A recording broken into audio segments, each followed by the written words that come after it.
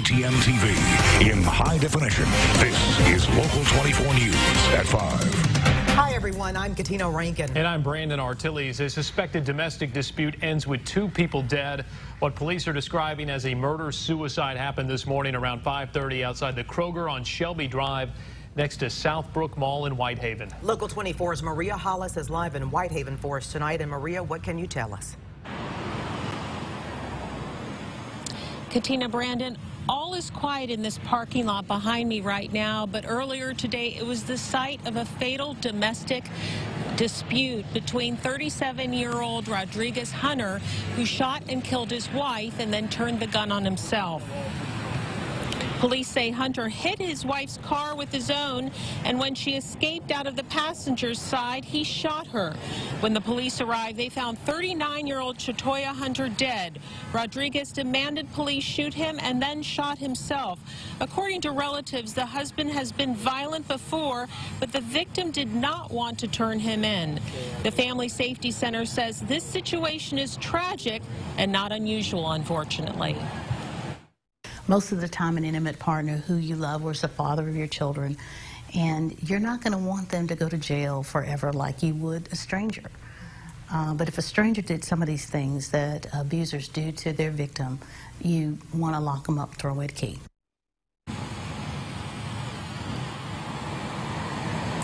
The husband later died at the hospital. The couple has children. The family safety experts say that sometimes there are warning signs before a homicide.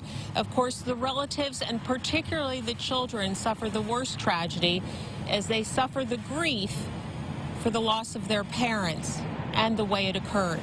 Katina, Brandon. Maria, thanks for that. I'm Maria Hollis live this evening. Turning now to a local crime alert. Memphis police are investigating a number of robberies near a Hickory Hill apartment complex. The complex is called Bella Vista Apartments, and it's located off Hickory Hill Road.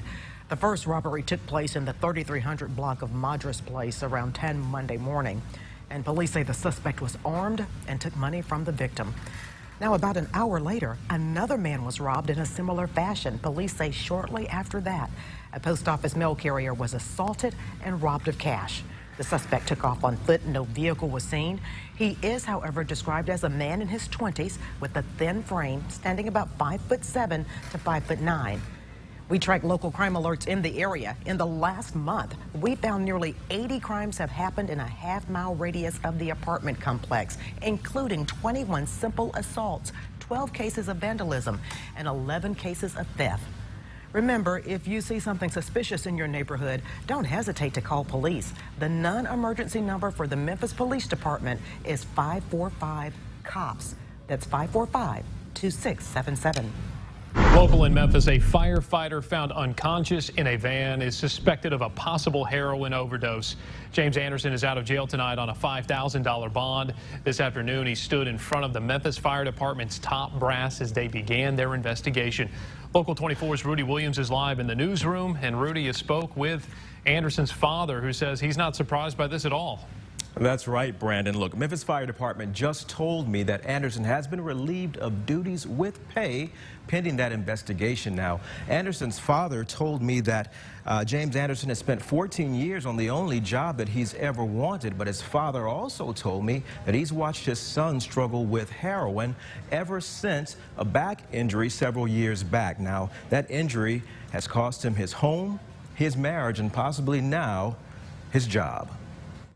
You know, he really wanted that job and keep it. When we knocked on this Byhalia home's door, we expected to find James Anderson, the Memphis firefighter arrested on drug charges Tuesday.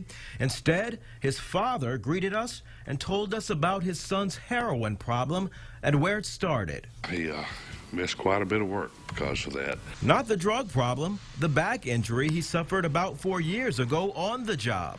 They sent him to the OJI doctor, and he kept saying, just a few days rest, you can go back. Every time he would, his back would go out again. Jim Anderson says his son told him his tolerance for pain pills had gotten so high, the prescription drugs weren't enough. He finally just started supplementing it with heroin.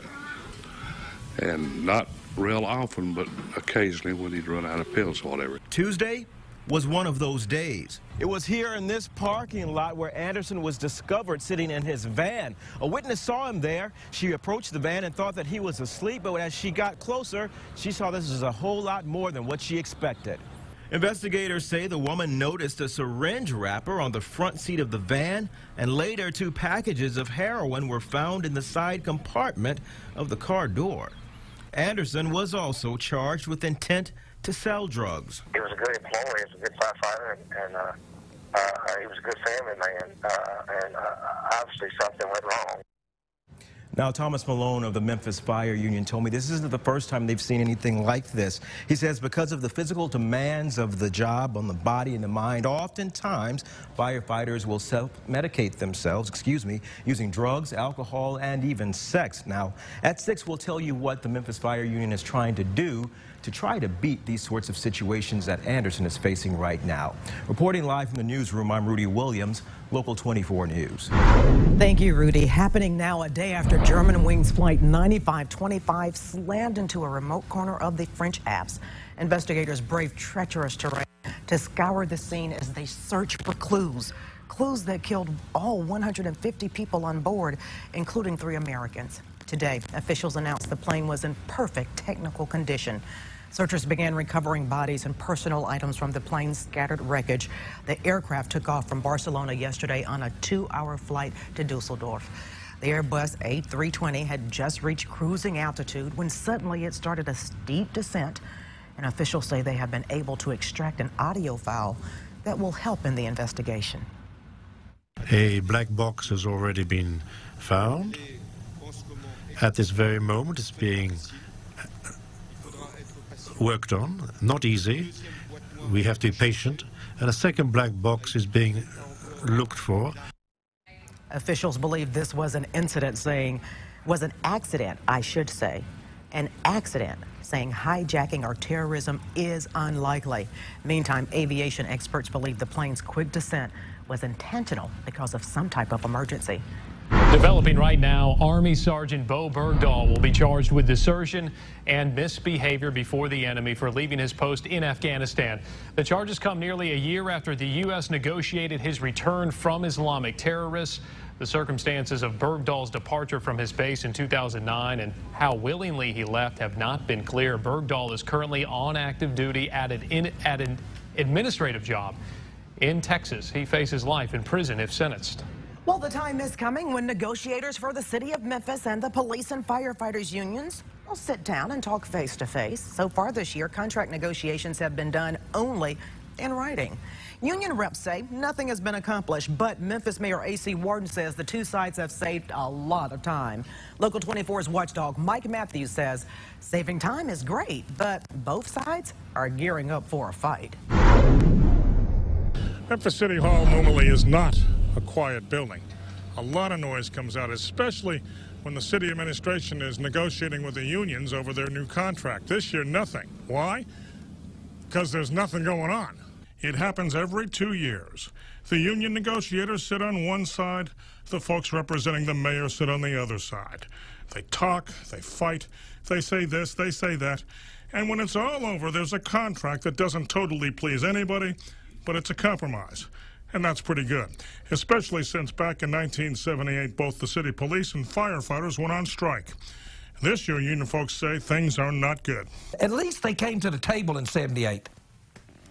They just ignored us. This bunch won't even come to the table. Malone says morale is as bad, if not worse, than it was during the strike year. And he's the only one involved in the negotiations that was here when the firefighters and cops walked off their jobs. He's hoping people will look at what's happening, that maybe they'll start paying attention. They better pay attention to what this administration's doing. This is starting to get past bad. Memphis Mayor A.C. Warden says he and Chief Administrative Officer George Little decided meeting face-to-face right now would do nothing but create an atmosphere similar to a heavyweight championship fight. Why call a meeting, get together and scream at each other and exacerbate, make things worse? So I met with George Little yesterday, and he said, Mayor, once we narrow all of this down and get things crystallized, there will be face-to-face. City police and fire will show sometimes when they're not happy with what's going on at City Hall. Remember last year, the blue flu, the red rash, all those absenteeism issues could happen again. I'll be watching. In Memphis, Mike Matthews, Local 24 News. Thanks, Mike. More than 1,000 people gathered in the Grove to show support for Ole Miss Chancellor Dan Jones. Coming up next at 5. I'm so proud of our students. You know, some of this response is for me, but a lot of this response is for this is not right. Jones sits down with Local 24 to talk about his recent firing and the overwhelming support from his rebels. Chief Meteorologist John Bryan is here. Beautiful start to the day, but what are we going to be dealing with over the next few hours? Well, over the next few hours, it looks okay. This is northwestern Arkansas. By the way, here's Memphis right here. Storm still well back to the west. A severe thunderstorm watch has been issued for parts of Arkansas. Does not include our area right now, but those could be headed this way. We'll take a look at the hour-by-hour forecast coming up. Live from the high-definition studios of WATM, you're watching Brandon Artilles, Katina Rankin, Chief Meteorologist John Bryan with the Mid-South's most accurate forecast. This is Local 24 News at 5. Welcome back, everyone. You know reasons behind the firing of Ole Miss Chancellor Dan Jones? Well, they've been vague, to say the least. That's right, Katina, but those on the Board of Trustees with the state's institutions of higher learning say their decision stands. Students and faculty members are demanding Jones be reinstated. Yeah, more than 1,000 showed their support today by holding a rally in the Grove this morning, and that's where we find Local 24's Tish Clark. She's live there tonight. Tish is local in Mississippi for us. Tish, I know you spoke to Chancellor Jones, so what did he have to say? Well, good evening, Katina, Brandon. The Chancellor talked about his gratitude. He expressed his gratitude to students and staff for standing behind him, supporting him, and protesting this decision. It is easy to find unity at the University of Mississippi. I'm so proud of our students. You know, some of this response is for me, but a lot of this response is for this is not right. Ole Miss Chancellor Dan Jones isn't ready to throw in the towel just yet. Higher Learning Board members say Jones is out because of policy and financial issues surrounding the University Medical Center in Jackson. The board's been frustrated that it's taken us longer than they would like to completely rectify some of the problems, particularly in contracts management. But I'm at peace. I'm very much at peace with the decisions I've made. Support for Jones continues to grow. That was proven today in the Grove as hundreds of students and faculty members rallied to keep their leader. Jones says he is on the hunt for a new job, although he's trying to remain optimistic. I've begun the process to look at other opportunities. My heart and soul belongs here, and so if the opportunity to continue to serve here was offered, I certainly would want to take advantage of that. But even though I have no hair and insufficient eyebrows, I'm still a young man with fire in the belly. Okay, and Jones's contract is up in September. When talking to students here on campus, they're quick to tell you why they support Dan Jones and why they're going to such lengths to get him reinstated. We'll hear from those students coming up at 6 o'clock. For now, live in Oxford on the Ole Miss campus, Tish Clark, Local 24 News. Thank you, Tish. And there's more movement from the Tigers' Den tonight. Coming up next at 5, Local 24 sports guru Gil Tyree takes a look at the new changes to the team's roster. You're watching Local 24 News at 5. Just a day after rumors surfaced, Memphis Tigers head basketball coach Josh Pastner may be heading out of the Bluff City. 2 of his players announced they have decided to transfer to other schools. Local 24 sports anchor Gil Tyree joins us in the studio to discuss the latest developments from the Tigers' Den. Hey, Gil. Hey, Brandon, and lots of news involving the aforementioned Memphis Tigers head coach Josh Pastner. Rumors swirling about him being a target of Arizona State Athletic Director Ray Anderson. Sun Devils vacant coaching opening. Tigers' Den, today you lose 2 key members of your team. The members are transferring. Former East High standout Nick King, who you see right there, saw his minutes dwindle, is going to be transferring to another school. 6'7" King, averaged over 7 points a game, 4th leading rebounder, and highly touted guard Pookie Powell, you saw right there, hailing from Florida. After getting a lot of playing time early in the season, Powell also saw his minutes diminish. In 27 games, averaged over 4 points and just 3 assists. In the meantime, Coach Pastner released a brief statement regarding King and Powell leaving the program today through his media relations spokesperson, Lamar Chance, CJP, saying, "We support both players, wish them all the best." In less than a year, 4 other members have bolted the Tiger program: Dominic McGee, Damian Wilson, Dominic Woodson, and Koron Iverson. In the meantime, both King and Powell are expected to be scooped up quickly, I'm telling you. The two are very talented and will help keep any Division I program going in the right direction. And right now, both will have to sit out a season. Gil Tyree, Local 24 Sports. Katina? Thank you so much, Gil. You know, a Bluff City basketball court is getting a makeover thanks to a basketball great. It's tonight's local good news. Former NBA player and current TV analyst Kenny the Jet Smith teamed up with Coors Light folks to help refurbish community basketball courts across the country. Today, the Memphis Urban League Young Professionals met with the Jet to receive a $15,000 check to make over a local court. The Coors Light Full Court Refresh Program is now in its 2nd year. Remember, if you have a local good news story, send me an email to goodnews@localmemphis.com. You can also post a message on our Facebook page at Local Memphis. Now, from Local 24, the Mid-South's most accurate forecast with Chief Meteorologist John Bryant. All right, well, we've had some very nice days, but big changes are on the way as a cold front gets ready to move through the Mid-South. Notice not much going on right now in Storm Track Doppler, maybe a shower over Fayette County, but really the action right now is in northwest Arkansas. Most of that is pulling to the northeast, actually, and will stay north of us. Now, we are still going to get precipitation, no doubt about that. Warm temperatures, that's been the theme for the last several days. Enjoy the last few hours because that's going away. A cold front, it's on its way. Few storms possible late tonight into the overnight hours, and it's going to be rainy and cool for a good bit of Thursday. Here we go with the current numbers. 75 at Memphis International Airport. Lots of 70s, mid-70s, low and mid-70s across the entire area. About 10 degrees above where we should be for this time of the year. Big picture, clouds and radar. You can see an area of storms forming right here. Severe thunderstorm watch issued for a good bit of north central Arkansas. It bumps up close to us, but Memphis and Shelby County and nobody and the local 24 coverage area right now is under a watch. Again, we are watching this carefully, but that for now is going to move to the north. Let's go on to the next map because that one does not have the current temperatures on it. Data is actually still loading on that one. This is the hour-by-hour forecast, 11 p.m. tonight. Watch what happens as this line gets closer to us. Let's advance the clock, and it really shows that the system is going to be in a weakening mode as it comes toward us, but still, we're going to keep thunderstorms in the forecast. Notice how it mainly just rained tomorrow, how it's kind of scattered, but I do believe everybody will see wet weather, and it's also going to be cooler. Look at this at noon. It's just updated, 51 degrees, upper 40s in northeast Arkansas, northwest Tennessee at noon. That's a far cry from the mid-70s of late. We will be able to feel it. Rain then leaves by tomorrow evening, and we're left with cooler conditions, conditions that will be in the 30s. By Friday night, most likely. Check this out. Friday at 10 p.m. in the 30s in Dyersburg and in Jackson. And what's that blue? That's a snow flurry just north of the area. That is hard to believe. I don't think it'll get down this far, but it's something we'll be watching. All right, so the forecast for tonight, 57 rain, some storms late. They are possible. We're tracking it carefully. Cooler tomorrow, much cooler. Wet.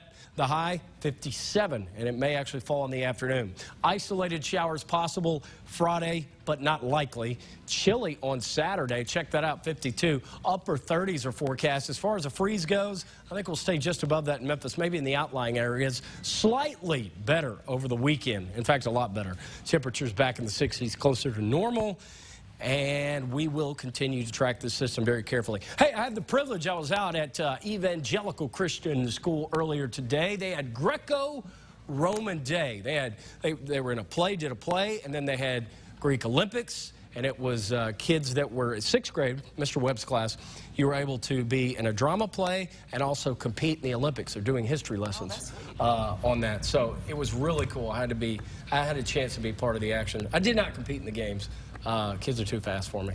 But it was a lot of fun being out there today. Did you wear a toga, though? No toga. No togas? I should have. But if you want us to come speak at your school, email us at weather@localmemphis.com. Thank you, John. All right. All right, we're going to have more after the break. Stay with us.